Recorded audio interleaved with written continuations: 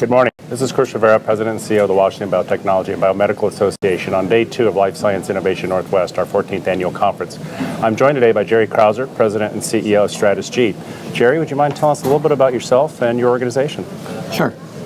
StratusG is a life science consulting company with over 20 years experience in the Northwest, developing information technology strategy and long-range plans for life science companies, biotechnology, medical device, pharmaceutical.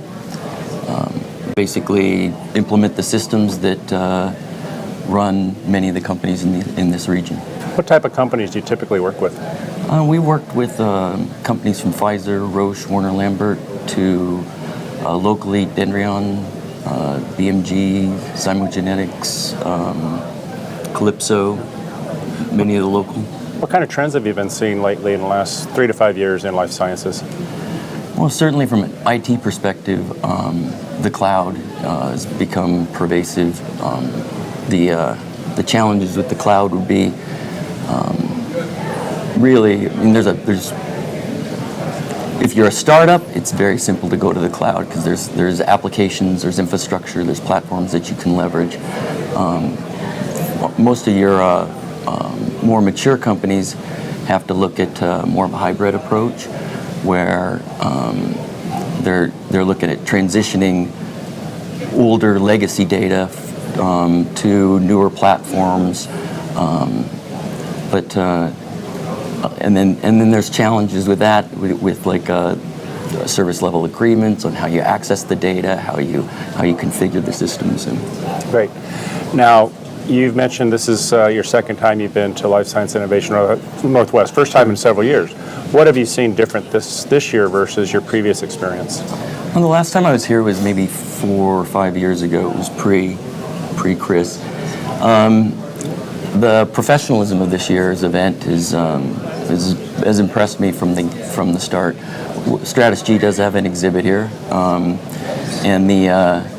we've got to know the fellow exhibitors, as well as we've been working in this region for 20 years. Many past clients, friends, both the kind of older guard leaders, if you will, as well as the new innovators. You get to see them all here aggregated in one space, which is quite unique. Yeah. A big theme and a big emphasis of not only the conference but of our membership and the industry and the healthcare trends is around digital health and how software is playing a role not only for companies in improving their efficiencies but also to the end consumer. Do you have any thoughts about where you see healthcare and IT affecting overall healthcare treatment and patient impact? Sure, I think that's a pervasive trend in almost all verticals, but certainly in healthcare. Healthcare, it's late to the game, but I think few would have realized 20 years ago that we'd have the computational power of a mainframe in our breast pocket with an Apple phone. And if you look at many of the new innovators, they have diagnostic tools that are leveraging these phones and small devices. And there's a trend, I think, to leverage the computational power of data